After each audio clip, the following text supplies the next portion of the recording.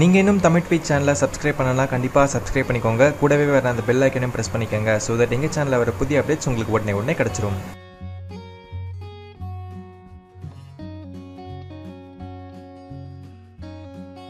வணக்கம், welcome to Tamil beach.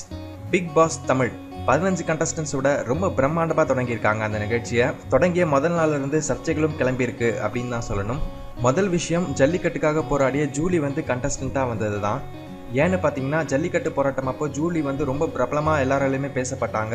அதனால் அவங்க சில பேரால் கொலை செய்யப்பட்டாங்க அப்படின்ற ஒரு ஃபேக் நியூஸ் ஸ்ப்ரெட் ஆகிட்டு இருந்துச்சு. ஆனால் ஜூலியே ஒரு செல்ஃபி வீடியோவில் அதெல்லாம் ஃபேக் நியூஸ் அப்படின்னு சொல்லிட்டு அந்த ரூமர்ஸ்க்கெல்லாம் முற்றுப்புள்ளி வச்சுருந்தாங்க. ஆனால் 4-5 மாதம் கழிச்சு அதே நியூஸை மறுபடியும் நிறைய பேர் ஷேர் பண்ணிட்டு இருந்தாங்க.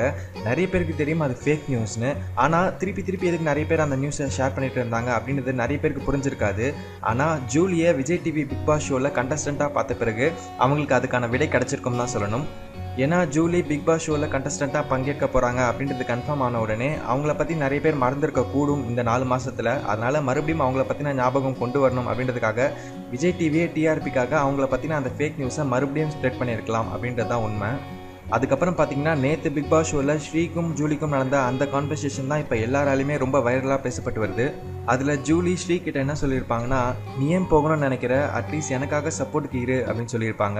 அதுக்கப்புறம் பார்த்தீங்கன்னா, நான் வீட்டுக்குள்ளே வரும்போது எல்லாருமே யாரையோ கட்டிப்பிடிக்கிறாங்க, ஆனால் எனக்கு கட்டிப்பிடிக்க யாருமே இல்லை அப்படின்னு சொல்லியிருப்பாங்க. நேற்றுலேருந்து இன்னைக்கு வரைக்குமே எல்லாருமே இந்த கான்வர்சேஷனை பற்றி தான் பேசிகிட்டு இருக்காங்க. ஏன்னா இந்த கான்வர்சேஷன் ஒரு உண்மையான கான்வர்சேஷன் மாதிரியே இல்லை. டிஆர்பிக்காக விஜய் டிவியே ஃபேக்கான இந்த மாதிரி ஒரு கான்வர்சேஷன் உருவாக்கி இருக்கலாம் அப்படின்னு நிறைய பேர் சொல்லிட்டு வராங்க. இதெல்லாம் ஒரு பக்கம் இருக்க, டிஆர்பியின் உச்சக்கட்டமாக விஜய் டிவி இப்போ ஒரு விஷயம் செஞ்சுருக்காங்க. அது என்னன்னா, இப்போ டாக் ஆஃப் த டவுனாக இருக்கிற ஜூலி ஸ்ரீ கான்வர்சேஷனை வச்சு இன்னைக்கு ஷோவோட ப்ரோமோ பண்ணியிருந்தாங்க விஜய் டிவி.